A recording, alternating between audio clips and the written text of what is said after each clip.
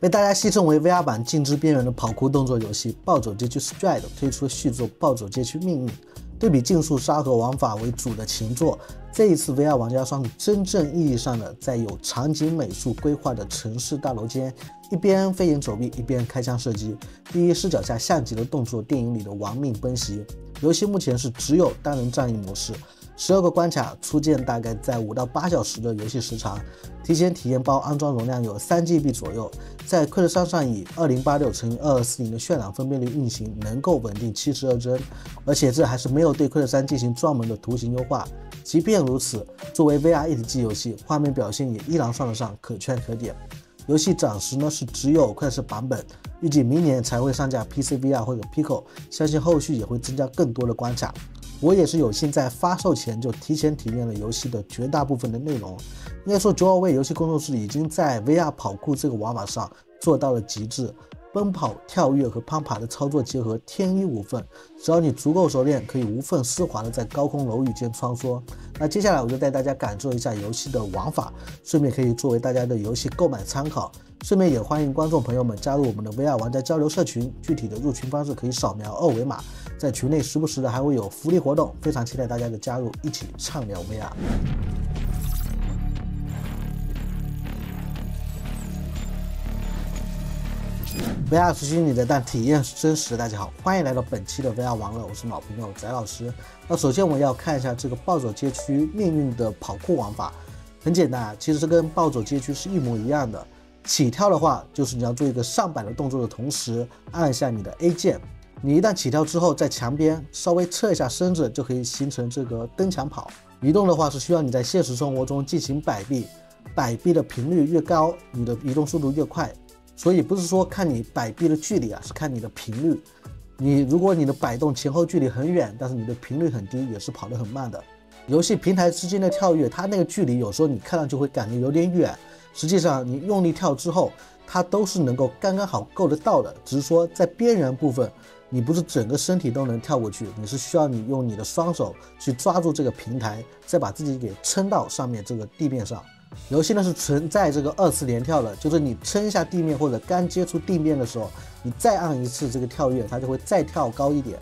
在奔跑时快速的按下摇杆，就会变成地面滑行，以及地图里面会有一些激光帮助你利用这个钩索荡过去。所有这些关于跑酷的操作，其实你稍微跑个几轮，就会很下意识的把它给融合在一起，不需要你自己就是非常斤斤计较的去在意它。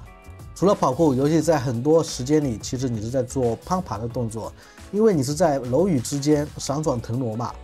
你需要时刻盯紧这个黄色的标记，它会告知你大致的正确的方向。那具体的一个路线的话，你要根据这个红白相间的小彩条，那它是最准确的一个方向指引。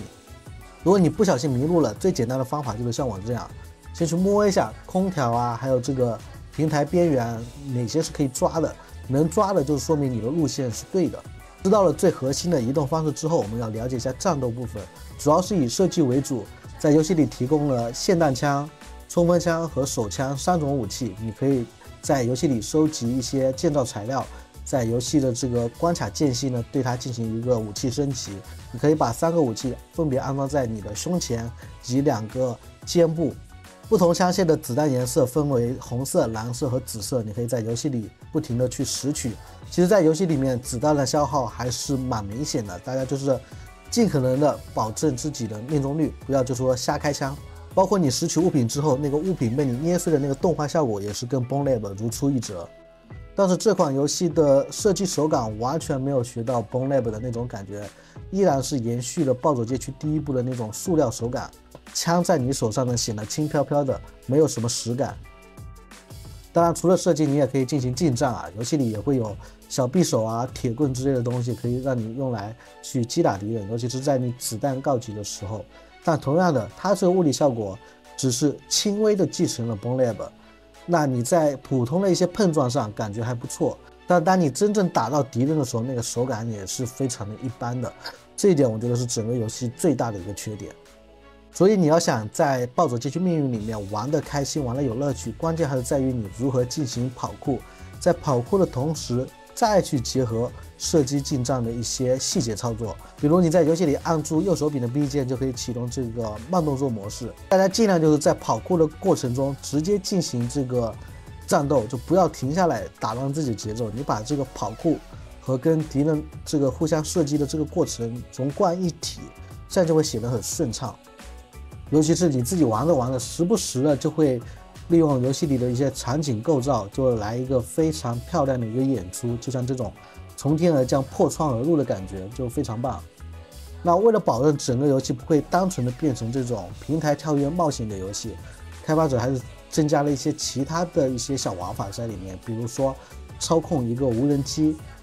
在游戏地图的一些必要地点，你是需要操控无人机，让它飞到这个黄色标记的这个锁定点，它就会成为你跳跃这个平台间隙的一个工具。你可以利用你的钩索直接弹过去，所以说你是必须要去操控这个无人机。老实说，这个无人机操作起来，如果你平时现实生活中也没有操作过无人机，其实飞起来还是蛮难的，你就很容易就是晕头转向，到时候大家自己上手就知道了。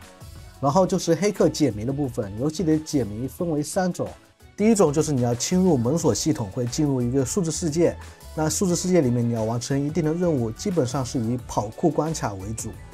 第二个谜题就是你循着这个轨道，把一个黑色的球体从起始点挪到终点处。它的整个过程有点像我们在电视节目里面看到那种电击棒，